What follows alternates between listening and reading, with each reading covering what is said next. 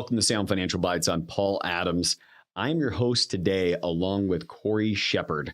So Cory Shepard, president of Sound Financial Group here, and with his super gravelly post-holiday voice, which we're happy to hear. We're glad to have you on the program today, Cory. Glad to be here, too. Glad to have survived the constant mist of sickness that is 11 nieces and nephews at Christmas time. And it was wonderful and well worth it. And I'm glad I could have an extra special radio voice for you today. Well, I'm super glad to have you here because it buys me time so that I can drink my coffee in between each different thing that I want to say.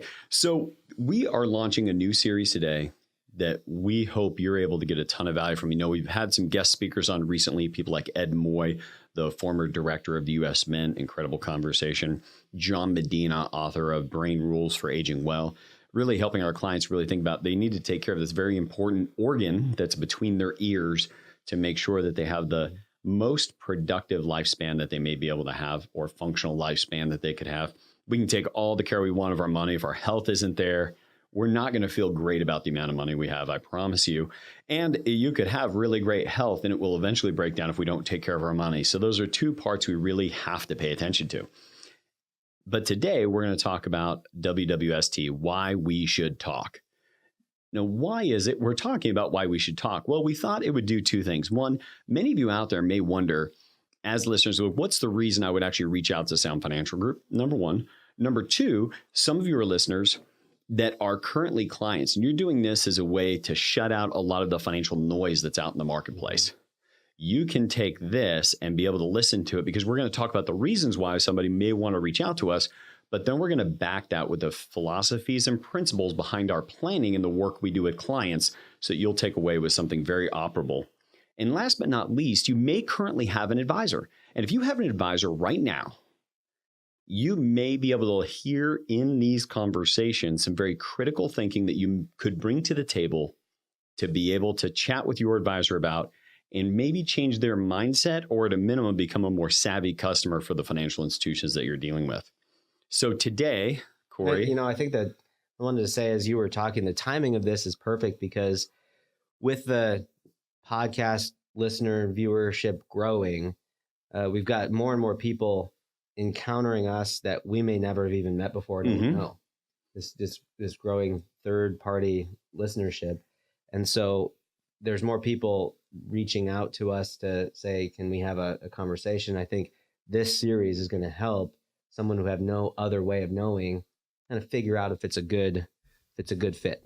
Yeah. Before they reach out to us. Yes. And what we hope is, even if we're not a good fit for you, we hope that the work that you do with us and listening to this podcast will make you a much more difficult customer for many of the financial institutions that would otherwise perhaps even take you for granted. So today's topic, Cory, is... You don't know how much capital is required. Yeah. And this is one that's a big deal for us. So we now, if somebody were to call our office and potentially want to engage, I'll give you a sense of what that's like. One, you sit with us in a conversation that's just us sharing our philosophy. We don't ask you to financially open your kimono and show us what you have going on. We're not looking to, not that we don't want to be friends with you, but we're not looking to, be your best buddy in the first phone call, hoping that would have you transact with us in some way. In fact, what we want to do is just be open and sharing with you so you know who we are and the way we think about the world. And then you and your spouse can make the choice as to whether or not you want to apply to become a client. And whether it's myself or Cory or one of our other advisors, there is nothing we're allowed to do. It's one of our rules as a company that we cannot make you an offer until you fill out that application. So it allows anybody listening to that philosophy conversation really just take it in and learn. Well, in that application process, Cory and I were talking earlier, like we could not think of a single instance where there's the box of how much capital is going to be required for you. Somebody's checked, yes, I know how much, and been able to write that number in.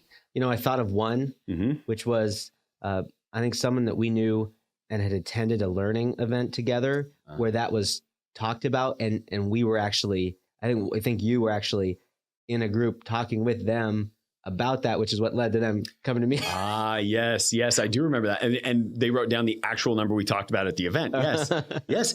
But that's a great example is how how little it's actually talked about. Even years ago, a company called ING had a commercial where people were walking around with their number under their arm or floating around behind them or taking care of your nest egg. And the thing is, like, you need to know that number. You need to know it. Even though it's wrong. Yeah. Well, it could be wrong. But here's the problem I have is so often what people are doing is if you asked anybody like, hey, are you hoping to be really sick or near death's door at age 65? And people are like, no, they're planning to be in relatively good condition when they get that far out, right? So the problem is if you're hoping to be in relatively good condition when you get there, and then you ask, well, do you want to forget financially independent? How about we just talk about a work optional lifestyle? One day you'd like to have a work optional lifestyle. And people would say, yes, that's absolutely what I want. And if you were to ask, how much does it take for you to have that? And they, I don't know. And we're not talking about 20-year-olds. We're talking about 45, 50-year-old couples, oftentimes people making $300,000, $400,000, $500,000, $800,000, $900,000 a year. And to really, like what I would say lovingly, there's a woman named Dr. Susan Scott who wrote the book, Fierce Conversations. And she talked about this idea of interrogating reality, which is not always comfortable. But in this case, what we need to do is interrogate reality enough. Like, how much is enough for you to have a work optional lifestyle? Number one. Number two, if you don't have that number, how do you know what side of the bed to even get up on each day? People listening might be afraid to find out the number if they don't already know it. And I will just say that it may be painful to find out initially what it is if you don't know right now. And I promise you, the pain will be greater the longer if it's going to be painful now, it'll be even more painful to find out later. Yeah, you can opt out of not having that knowledge, but you cannot opt out of the consequences of the future that's marching toward us. Yeah. So how much is enough is really, I would say I'm almost creating a paper tiger for a bigger problem. It's not just how much is enough, although that's what people relate to. It's that people are not taught financial mechanics or financial philosophy about why they would do anything. Another question that we ask in our application is, what's been your philosophy around protection or savings or investing? And I cannot tell you how often, as you're listening to this might be you also. Well, it's because that's what our advisor recommended. Why'd you do a 30-year versus a 15-year mortgage? Because that's what was recommended. Like everything is because somebody who felt pretty smart or I had a good relationship with it at the time recommended it. So what we're going to do in the remainder of this podcast is spend time, Cory and I, going back and forth, giving you some of these financial mechanics so that you can start doing some of this math on your own. Some of these may be worth actually pulling over if you're driving right now and jotting down a few things. We don't recommend you do that while driving, but we do recommend that you own these things, which might mean you need to listen to us again and hear the funny holiday story at the beginning, once again with Cory's gravelly voice. With that, how much capital is required to replace my income, Cory? How do we teach people to do that? Well, number one, I wrote the question specifically, like they're going to see you don't know how much capital is required. That's the title of this episode. And I hope that people ask, required for what? Because that gets us started in the right direction. Because our first step is not how much income is required, but what is required of our life and what income is needed to support that. Yeah. So number one is, and it's not a deferred lifestyle. What do you want life to be like 30 years from now, 20 years from now? It's what does a good life look like today? And are we in a position to support that life for the rest of our life so that you immediately, the biggest problem in America, I think, is that people have this idea of life deferred. It's a future, Cory, problem. Yes. And let's let current us have a good life and receive those benefits of our planning now, knowing that we get to continue that into the future. So that's step one. I was going to say, and something that Cory touched on there that I can't say enough about is if you don't know the destination, like how much capital is going to be required for whatever, college, buying a new house, getting a new car, taking a vacation. If you don't know how much capital is required to do those things, then how do you know whether or not you should take the next promotion? How do you know whether or not you should go get that master's degree? How do you know whether or not, well, I'll tell you how you know right now. You are floating along in the financial current, like being in a tube with a bunch of your friends, drinking beer, going down the river. You're just hanging out with a bunch of people and you're all kind of going the same speed. And when everybody else goes to get some master, we go get it. And where we're at too often is living a life by default rather than a life by design. But a life that you desire must be by design. A desired life will not come by default. A desired life must come through design. So when it comes to how much, let's say somebody says, well, I currently make $400,000 a year. So here's where I'd start someone out is how much are you spending on your lifestyle? No. How much are you making now? That produces a little bit of safety. So let's say 400,000. Divide that by 0.04. 0.04. Now, why is it 0.04 while we're digging into the financial philosophy? Because we're talking now about what we call the 4% rule, which is out of studies from Trinity University in Texas. Mm-hmm. And because if you have a portfolio that gets on average 8% per year for 30 years, if you actually took 8% out of it, you would decimate it in record fashion. Yeah, well, or it would be great. And that's the problem is we don't know. Like you could literally, if you guys get a chance to go to YouTube, watch the video on why humans are terrible at finance. We touch on this a little bit. And it's this idea that if you took out 8% and you were in an incredible market like 95 through 2000, no problem. Take out 8%. The problem is if the twin brother that retired in 2001 and took out money for 5 years is totally decimated and would be out of money taking 8% in less than 10 years. Well, how can that be, Paul? 8% should at least last 12, even with zero rate of return. And it's because the market goes up and down. And when you take out money, you end up accelerating the erosion of your capital in those down years. So if the market goes down 15 and then you withdraw your 8, you're now down nearly 25%, which means the portfolio's got to come back a lot to both rebound, period, plus sustain your 8% hit. So the Trinity study out of Trinity University in Texas was one of the first studies that really went into the fact that you can't just take out any money at the average rate of return. You really have to take out 4% a year. And that's the high end of what the scholars are saying. So $400,000 of income, 10 million. 10 million. What you need. 10 million capital at work. So for one, by the way, that affects a lot of other decisions we might make. For instance, how valuable are we to our family? Well, let's take away the idea of me being a father, husband, spiritual leader for the household, all that stuff, and instead just tag it directly to how much income do I bring in? For every $400,000 of income, I'm worth $10 million of capital at work. That means I got to have 10 million to replace that in my older age. Now, what if people say, well, I'm going to be in I'm going to have a lower lifestyle. Yeah. Okay. So I want to cut through all that BS of what goes on right here at this stage of a lot of financial planning processes. So I had to sit through, study for tests to get letters after my name that said, here's how you lay out a budget and get down to the penny what someone's going to need out into the future. We don't know. We absolutely don't know.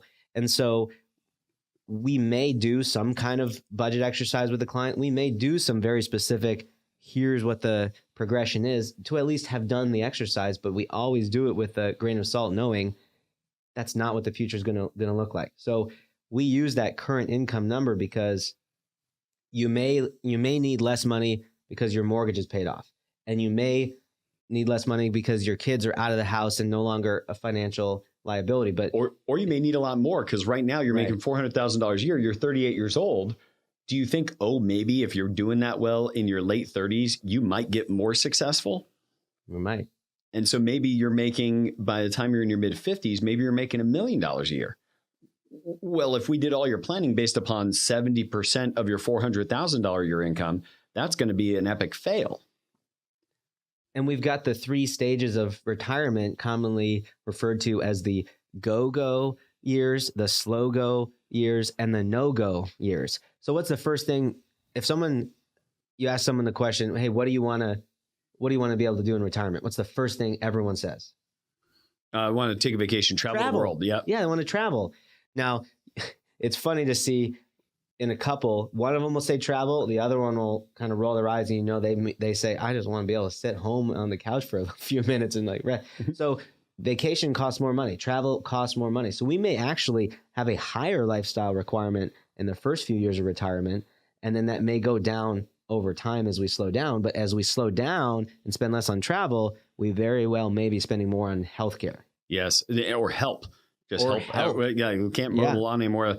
Here's the thing. This is what most couples haven't even had the conversation of, okay? There's a scene from Breaking Bad where Walter White and his wife walk into a storage unit where, if you haven't seen this movie, long story short, an otherwise well-meaning chemistry teacher ends up as one of the biggest meth dealers in the Southwestern United States. And he ends up making a lot of money. And so they go in to talk about the money and whether or not they can retire. So this is what it's like when couples are trying to figure this out.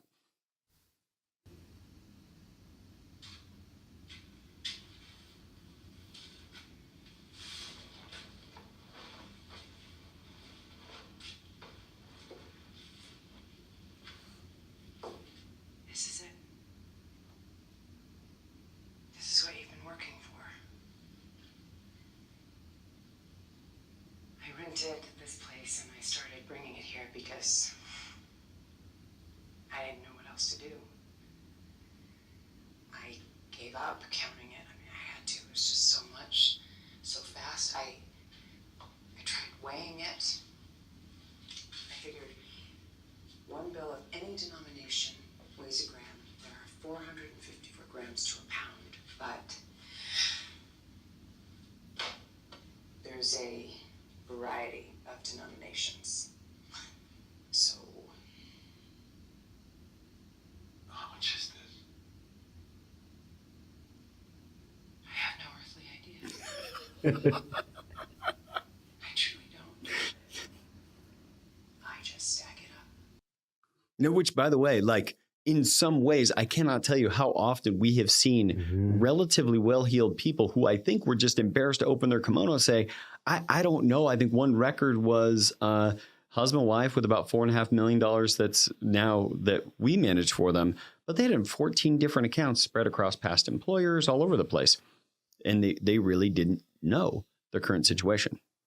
Keep it dry, spray it for silverfish. There is more money here than we could spend in 10 lifetimes. I certainly can't launder it. Not with 100 car washes.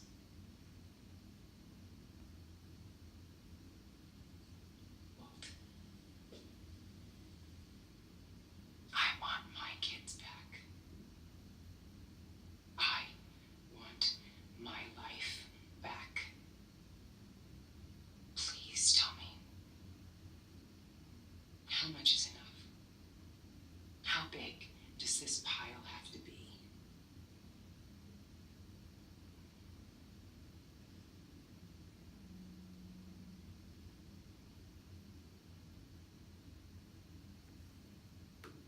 Now, what you can see in that video very simply is that people just simply get hung up on the idea that how much is enough is just more than I have now, with no real intention or attention to what's going to be enough.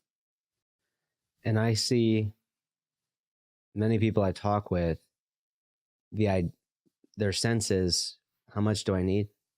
Something more than now? Yeah. Yep. And now in that case, if you guys have watched that series, this is actually a very cruel turning point in the series where he just wants to continue working because he's addicted to that. And yet what I would say for many people is the problem is they don't know how much is enough when they go. And that's the name of that clip on YouTube, is how much is enough. The question I would have you ask is for you to know how much is enough. And then we also teach people there should be a sufficiency number and a surplus number. There might be a number that keeps you in your house and comfortable and fine. That's 180 a year. And then there might be the surplus number that's 400, and you should understand how much it is to meet both of those and have a path to intersect with both so that you know whether or not to take the next job. Maybe it does make sense to take a job for 4 years. It's going to be heavy travel if what it means is you're done after that. You know, that becomes the key. And then it also becomes the conversation of how much is enough to be able to quote unquote retire. If what you wanted to be able to do is help your kids pay for college, which we're going to cover later on in this 10-part series. But in reality, do you know how much is even the amount that you think you want to have set aside for their college? Most people don't. They don't even have a number that they're shooting for. They're just doing it. What I would say in some ways, I think people are just doing it because they think they should. They're just shooting all over the place, right? They're just shooting all over their finances. And you could be doing the same thing if as you're listening now, you can't reflect on the amount of money that you need to accumulate in capital so that you have a work optional lifestyle. Then I think you may want to talk to us, or you need to talk to someone like us. If I knew who they were that were like us, I would send you to them, but I don't know who they are. Yeah. Anything else you'd have people land with in this conversation about how much is enough? How much is enough capital at work? Any other financial mechanics you want them to know? So 4% distribution, which means you multiply your income number by 25 or divide your income number by 0.04. And that'll pretty well handle a portfolio that should be able to have no sustainability issues, which means you don't run out of money. And by the way, one other financial mechanic, you need to make sure you don't run out of money because you don't know when you're going to die. People say, I don't want to leave my kids rich. That is not the concern here. The concern is you could be a very healthy 85-year-old and have spent down some of your money going, uh-oh, I'm going to run out. It's not going to work well. And so that's where we'd have you guys focus. Just make sure that you're understanding how much is enough sufficiency income, how much is enough surplus income. And then that's going to guide other decisions like how much life insurance should I get? How much disability insurance? How big of an umbrella policy do I need? That's going to drive how much do I put in my 401k? How should I be allocated? How much money do I need outside of retirement plans? That's going to guide a lot of decisions because at least you're going to have a number you're headed toward. When we took the trip this summer, my family and I went to Wyoming for 40 days. And what was, yes, everybody does this, but what did I do every time before we pulled up stakes and headed to another part of Wyoming? What did I have to do before we left? What did you have to? I mean, you got in the car and it seemed like you. Yeah, got in and then I had to know where we're going. Oh, yeah. Now we take that so for granted. It didn't even occur to you. Like, well, of course you would need to know where you're going. I'm telling you, most of you listening right now don't even know where you're going. You don't know the destination to which you want to arrive. Meaning, if people said, where are you going? And I said to Wyoming, it's a big place, but there was a location I was headed to. When I was headed to Yellowstone, there was a campsite reserved for us, not just there wasn't just a Yellowstone, which is also quite large. There was a campsite I was headed to. When we went to Southern California for most of the month of October with my family and I, we were driving the RV down to a particular place in Newport Beach, California. Now, along the way, there was all kinds of fun stuff we did. Unplanned, but pretty much it was like, yeah, we are headed to this place and this is the route we're going to take. And if that's what we do on a 2 or 3 day drive, everybody would do that. You would not head to New York City with putting in New York State in your navigation. Even if you were starting in Seattle, you would definitely put in the location you were going to. Same thing here. Many of us are driving toward a future and we don't even know the destination we're headed toward. So first and foremost, make sure you know the destination you're headed toward and what that financial picture, what your financial picture needs to look like to produce the future that you want to have by design rather than by default. Cory, if people wanted more information, what are they going to do from this listening today? So our website's a great place. There's show notes for this episode. And we have soundfinancialbites.com. Very good. Thank you. I'm going to need some help on these. And we have a new white paper as a way for folks to be introduced to us and some of our philosophies. And it is humanity.sfgwa.com. Humanity.sfgwa.com. That white paper is called Money, Where Humanity and Hard Numbers Meet. And I think that'll give you all a great sense. If you download that, read it through, reach out to us if you want to have a philosophy conversation. Happy to do it. But more importantly, really happy if you send us the report of what this did for you. Email us at info@sfgwa.com. Hit us on Facebook, LinkedIn, Twitter, and let us know what else you'd like to see us do on these episodes. We'd love to be able to integrate our audience's thinking to our future episodes. And we hope that this has been a contribution to you being able to design and build a good life.